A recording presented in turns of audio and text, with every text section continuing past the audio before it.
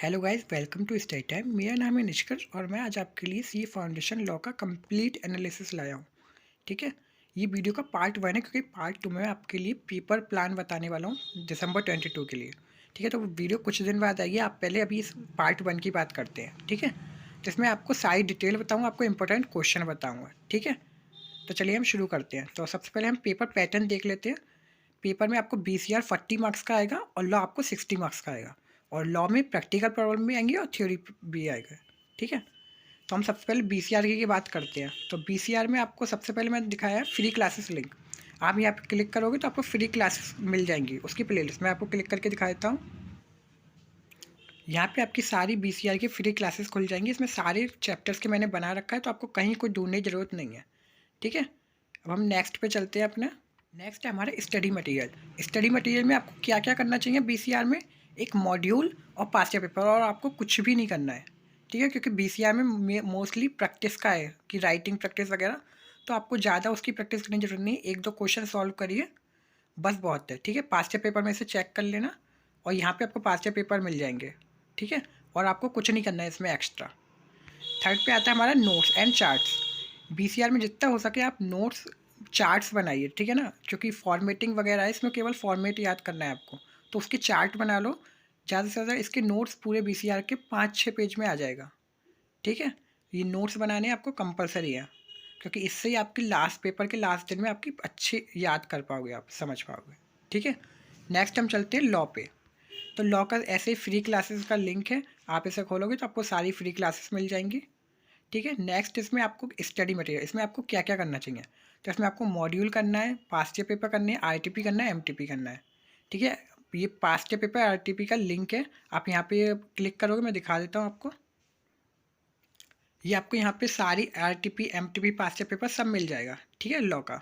Next हम देखते हैं नोट्स। आपको लॉ के नोट्स बनाना कंपलसरी है। आप कैसे बनाने हैं नोट्स लॉ के और BCR के? अगर आपको नहीं समझ आता है तो आप मेरे को कमेंट सेक्शन बताना, मैं उसकी एक सेपरेट वीडियो बना दूंगा, क्योंकि इसमें थोड़ा सा बहुत डिटेल में बताना पड़ेगा मुझे आपको, और अगर मैं इसमें नहीं बता सकता इस वीडियो में, वरना वीडियो थोड़ी लंबी हो जाएगी। ठीक है, अगर आपको नहीं समझ आ रहा है तो आप मेरे को कमेंट सेक्शन बताइए, मैं नेक्स्ट वीडियो बना दूंगा। ठीक है, नेक्स्ट हम आते हैं प्रैक्टिकल प्रॉब्लम्स में।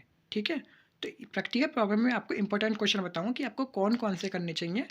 ठीक है, बट थ्योरी क्वेश्चन नहीं बताऊंगा, बिकॉज उसमें ऐसा कुछ नहीं है। मैंने पास्ट ईयर पेपर देखे हैं कि उसमें ऐसा कुछ नहीं है, वो कहीं से भी कोई भी उठा के पूछ लेते हैं।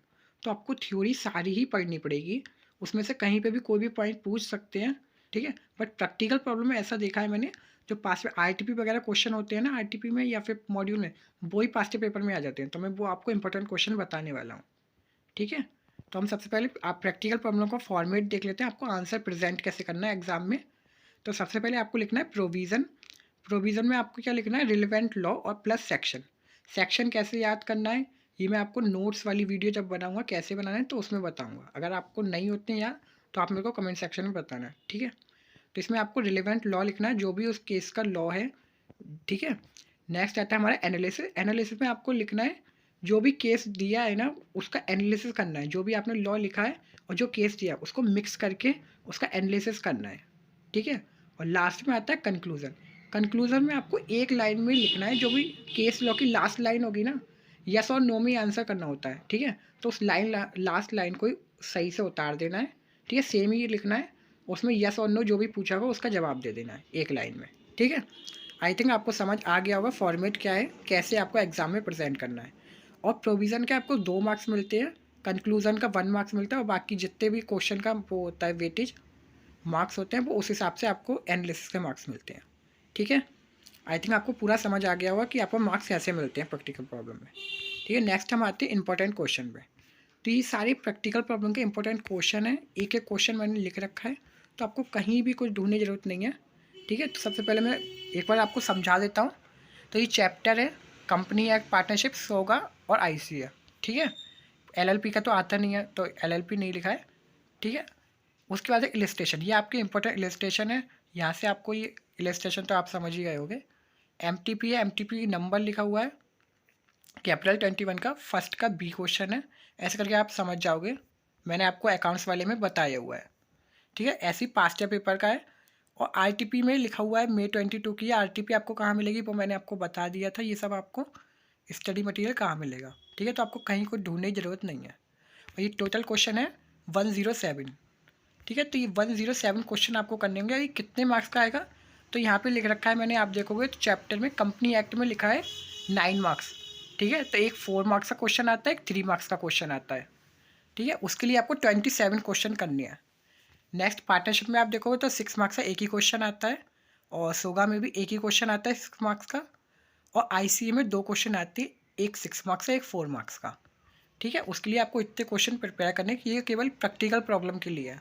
ठीक है, थ्योरी वाला आपको बस बोलूँगा, आप मॉड्यूल के जितने भी क्वेश्चन दिए 4-5, बस उतना प्रैक्टिस कर लीजिए और कुछ नहीं करना है।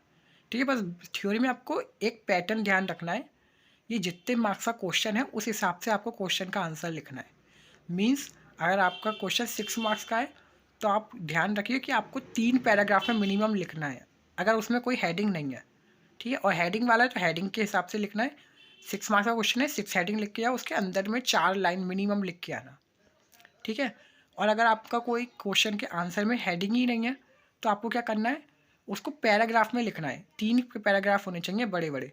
ठीक है, जिसमें एक पैराग्राफ में वो 2 मार्क्स देगा एग्जामिनर, फिर नेक्स्ट में 2, नेक्स्ट में 2, आपके 6 मार्क्स होंगे। अगर आप पूरा एक ही बार में लिखे एक ही पैरा में, तो आप कितना ही बड़ा लिख लो, आपको 6 मार्क्स नहीं मिलेंगे। ठीक है, तो ये मैंने आपको बता दिया। अगर आपको कुछ भी दिक्कत है तो आप मेरे को कमेंट सेक्शन में पूछ सकते हैं। ठीक है, और लॉ का पेपर पैटर्न कैसा आता है, ठीक है, ये तो मैंने आपको ऊपर बता दिया था मोटा मोटा। बाकी डिटेल में पास्ट ईयर पेपर को एनालिसिस करूँगा मैं एक नेक्स्ट वीडियो में। ठीक है, तो आपको अभी टेंशन नहीं लेनी है, जितना मैंने आपको बताया ये सब आप कर लेना अच्छे से। ये पीडीएफ आपको टेलीग्राम चैनल पे मिल जाएगी, उसका लिंक कमेंट सेक्शन में मैं पिन कर दूँगा। ठीक है, यहाँ तक जितना भी मेरे को ध्यान आया मैंने सब लॉ में और बीसीआर में आपको बता दिया है। ठीक है, उसके बाद भी अगर आपको कोई भी डाउट आता है तो आप मेरे को कमेंट सेक्शन में पूछ सकते हैं। हाँ, तो गाइस मैंने आपको सब कुछ डिटेल में बता दिया है। ठीक है, तो अब हम नेक्स्ट वीडियो में मिलेंगे। इस चैनल को सब्सक्राइब करके जाना और ये वीडियो सबके साथ शेयर करना अपने फ्रेंड्स के साथ। ठीक है, तो मैं चलता हूँ। Thank you so much.